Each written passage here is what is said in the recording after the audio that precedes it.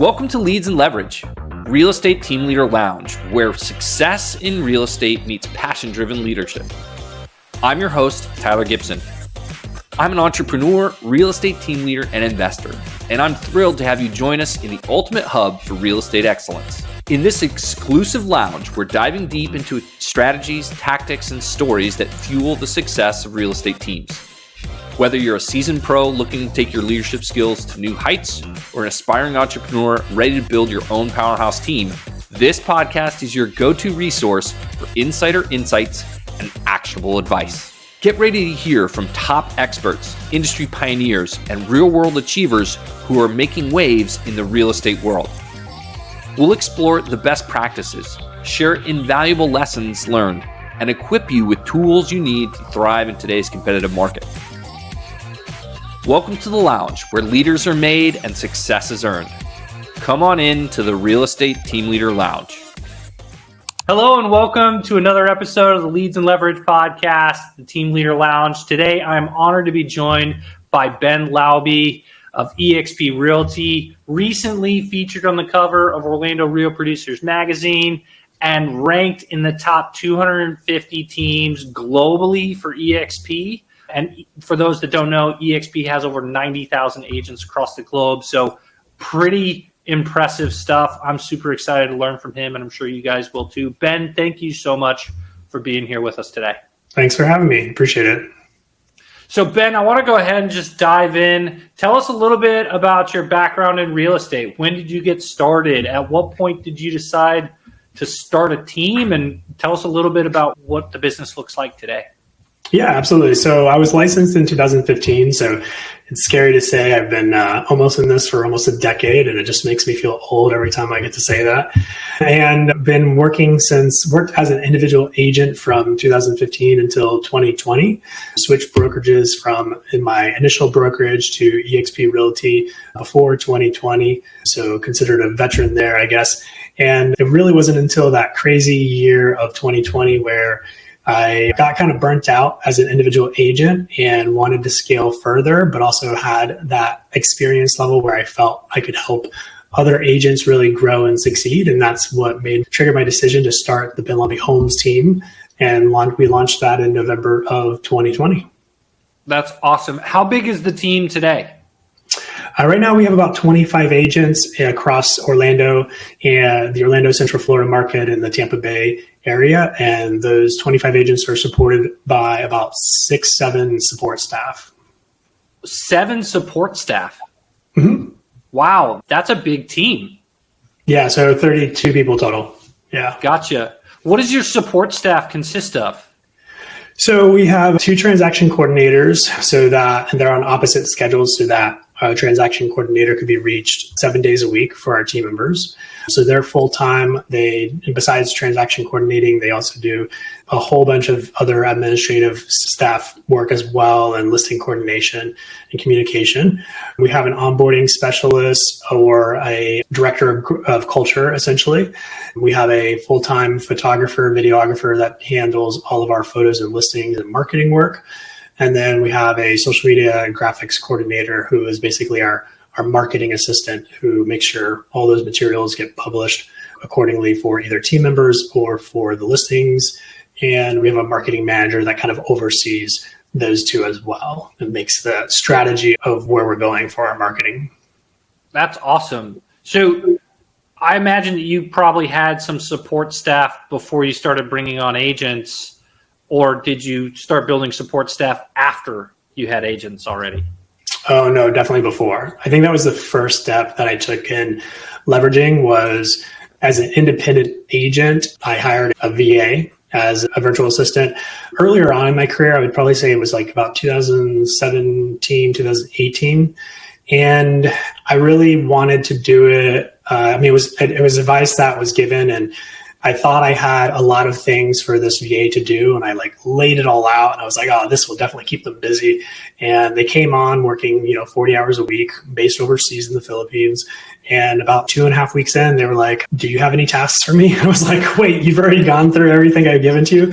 And so it was perfect because that VA was really I'm normally a process-oriented person, and that's how I've worked in the past. My previous careers was in programming, so I'm very pragmatic and process-oriented driven. And so utilizing that VA, we were able to basically write out a lot of processes and flows and build almost SOP for how we do things. And so that definitely was the foundation of doing that with her that led me to really having structure for when we launched the team in 2020. So I love that. And I love that you bring up leverage. I mean, it's one of the big parts of this show that we like to talk about. So aside from support staff, which can be a huge form of leverage, and I before I ask this question, how many of your support staff are local and how many of them are overseas? 3 are overseas and the rest are local.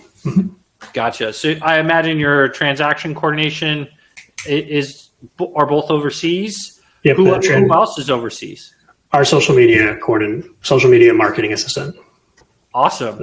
So when it comes to leverage, what was that first leverage piece or the most important leverage piece as you were looking to start to scale your business? That I was looking for or that we just implemented? Well, what's been the most impactful form of leverage that you've implemented in your business since you started? I think from the beginning, the biggest thing was making sure that someone else could handle all the admin paperwork stuff. I got to the point where I could write a contract, pull disclosures and documentations and send it to the customer. And I could do that within about 20 minutes. Yeah. But when you're doing that, like if that's involved being in front of a computer at the time because the mobile apps didn't work as well. So I got to a point where I was able to train the VA where I could send them an abbreviated list of terms. So we're at the last showing with the buyers. We're finalizing the property that they're submitting an offer on. And I would then message my VA and say, here's the terms, draft the docs, do this, this, and this.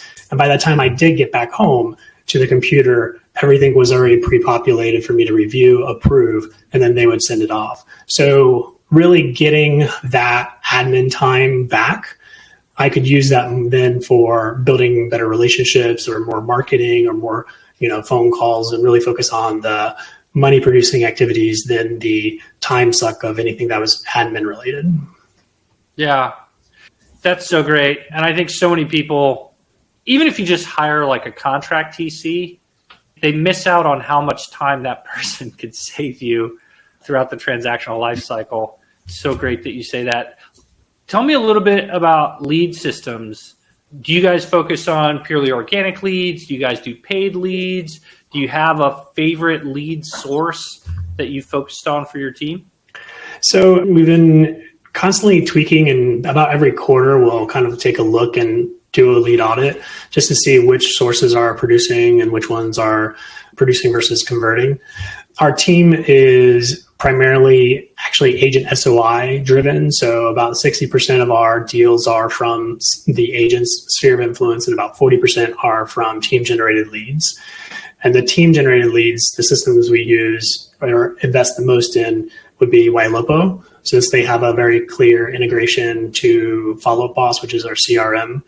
And through Ylopo, there's a whole bunch of different campaigns that are mostly PPC campaigns or social media advertising campaigns that we gear toward specific niche markets that we want to attract business from.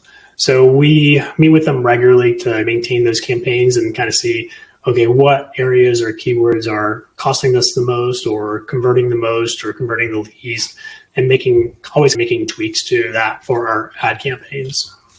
So good. You mentioned something that I thought was really interesting. 60% of our deal flow comes from team member SOI. What have you done to help those? Because a lot of people get into the business, they think my friends and family are going to send me business. Of course they are. They love me, right? But a lot of times it just doesn't work out that way. So what have you guys done or what does your training look like for your agents to help them start to generate that business out of their sphere of influence, the people that already know, like, and trust them?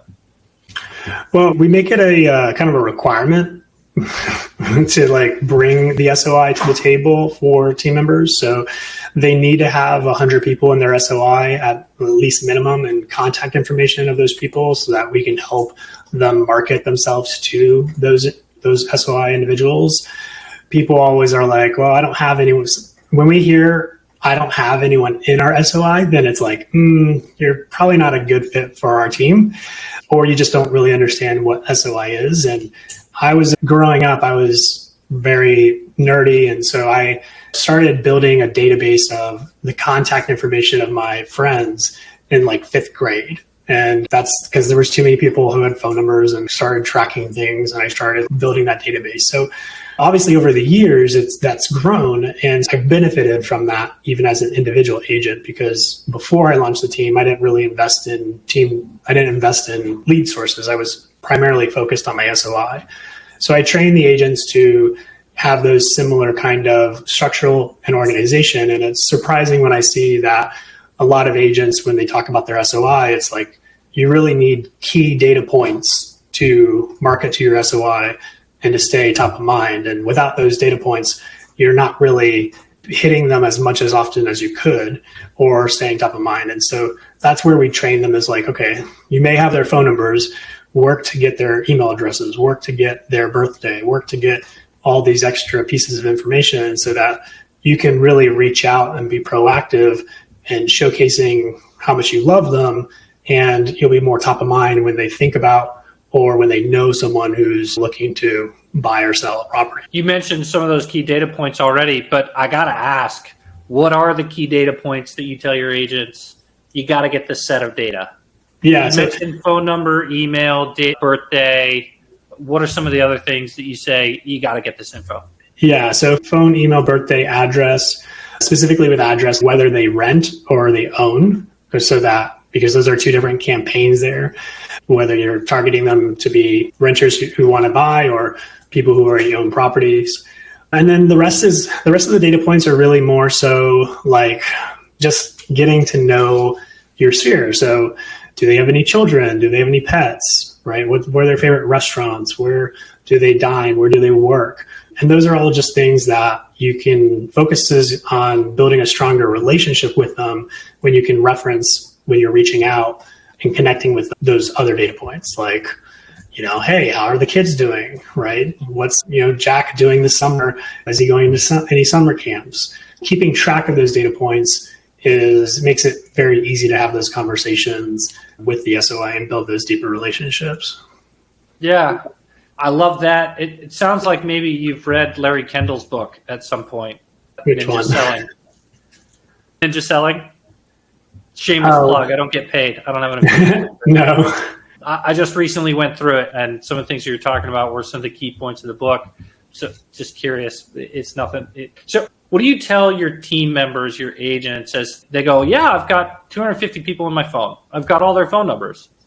What's your suggestion to them to go about the process of, because they're sort of data mining through their conversations, right? They've got to remember, well, these are some of the highlights that I want to pick up. What are you teaching them about what should their approach be? How should they start to have the contacts with those people so that they can start to get some of that information and add those other touch points to their follow-up systems? I think people always get nervous because when we say market to your sphere, they think immediately, tell everyone you're a real estate agent. And granted, yeah, we don't want you to be a secret agent. We do want you to tell them that. You'll miss deals if people don't know you're in real estate, but you don't need to do that every time you talk to someone in your sphere of influence, right? It's not like every conversation you should have with them should be real estate related. So part of the process is like, okay, you have their phone numbers. Are you actually connected with everyone on social media, right? Are you connected with them on multiple platforms? Do you see their content on social media so that you can like it, respond, engage? Because if you engage in their content, they'll then see more of your content, right? And so it really goes into, social media is a great way to data mine and actually look through someone's feed and spend 45 seconds scrolling through their feed and looking at what they're posting about or who they're posting with. And you can pull a lot of information because people just make it public. And then it's more about connecting and reaching out to check in on those methods, right? A lot of the times it's not so much when you're reaching out just to check in on someone, like, hey, I saw this post and I thought it was funny and I thought about you today. I've said something as bland as that, and someone has responded, oh my gosh, I've been meaning to talk to you. My sister's thinking about moving to Florida and I want to get her in touch with you. Great. Fantastic. That's exactly why I'm here. But, that initial reach out from me wasn't even real estate related. It was more so just saying hello. And so saying hello and reaching out makes you stay top of mind. And that's really what we want to be, is you want to be the most top of mind realtor in all of your sphere of influence and all of your leads' minds, so that when they think of real estate, they think of you. Yeah, I love that. Tell me a little bit more about your team. And do you guys have weekly meetings? Are you all virtual? Are you in a physical space? What does that structure look like for you all? Yeah, so we have virtual meetings Monday, Wednesday, and Friday. Those are just morning sales meetings and education and motivation. So those happen via Zoom. And then once a week, we typically get together in person. And that could be doing a group property tour together. That could be an in-person collaboration day where we all just come to the same office and work together and prospect, or it's an in-person training or a CE course. So it varies from week to week, but we don't have a physical location at the moment that agents could go to Monday through Friday. That's actually something that we're considering adapting to or getting, but it seems like the in-person once a week has been enough to keep people motivated. And some people need that in-person training more so than virtual, for sure. So, gotcha. No, that's really good. So some of the people that are listening to this may be thinking about starting a team. If somebody was come to you and say, hey, Ben, I'm thinking about bringing on an agent, what's maybe a mistake that you made that you would caution them against, or just a piece of advice as they think about getting started? Well, I think the cool part is, especially at EXP, there's multiple different ways to structure a team. You can have a team that's a leads team that you're feeding them leads and you're focused on boosting their production, or you can have more like a group where you're educating them and you're handing out referrals that are your overflow, or you can just have an assistant, right? If you're an individual agent, that is your assistant that's just going to help you do more business and volume. And I think it's very important to define what kind of structure you want, not only now, if you're bringing someone on, that's the first person, but what the vision is in 12 months, right? Managing what I've learned in going from myself to a 10-person team to a 30-person team is my role has changed drastically through those periods, right? Being a team leader of 5 people versus a team leader of 10 versus a team leader of 20 versus 30 is very, very different, because there's so many more people. There's different layers. You have to have more structure. You kind of need like middle support people who can help. So it's kind of like I just learned that as I went. So there was a lot of ups and downs, but having that vision of where you want to be in 12 months, I think, is key. And understanding that you need to vet people very, very, very specifically, like closely, because hiring new agents or hiring a dual career agent could definitely affect them potentially not meeting what expectations you might have of them. So making sure that the expectations are clear between you and the person you're hiring is really the key to success. I'm curious, since you mentioned that your role has changed from being a team leader of 5 to 10 to 20 to 30. What does that look like? What does a team leader of 5 agents look like versus a team leader like your role? Walk us through, what do you mean? How did it change between 5 and 30? Yeah, so the simplest example is the level of support that I can provide as a team leader, right? So when we were 5 people, there was one TC, and there was me, and then there was, let's just say, 5 agents. At that time, those agents can get in-person shadowing and training with me. I'm also producing, right? So it's like, come with me to this listing appointment, come with me to shadow me on these showings, or let's do this open house together. When we get to a team of 30, right, I can no longer be, I'm one, focused way more on operations and in future growth of the team. So the amount of personal transactions I'm doing is very limited. So it limits the number of shadowing opportunities that I provide as a team leader. And so those shadowing opportunities, which are hugely beneficial to newer agents, have to either be provided by someone else, maybe a more experienced agent through a mentor setup, or they really just need to not be an expectation of the new team members, right? So the onboarding of what the newer team members should be expecting from the team could be very different on a larger team than a smaller team. So, yeah, that's good. I heard you mention new agent or dual career agent. As you've looked to grow your team, have you focused on new people getting into the business to join your team and those dual career people, or have you tried to go after folks that have been in the industry, have experience, and maybe they're just looking for some more support? We've done both. So we took a while to define our agent avatars, and that's been a huge benefit in the last year, is really focusing on the type of agent that we want to attract to our team and being very clear about that. So that way it can help us process people who express interest a little bit better. And then we were always structured where our education that we had, because when I first launched the team, everyone was brand new. So the education that I had or structured was always for a brand new agent who just got their license. So we can handle a brand new agent, but we've changed the structure on how we process them.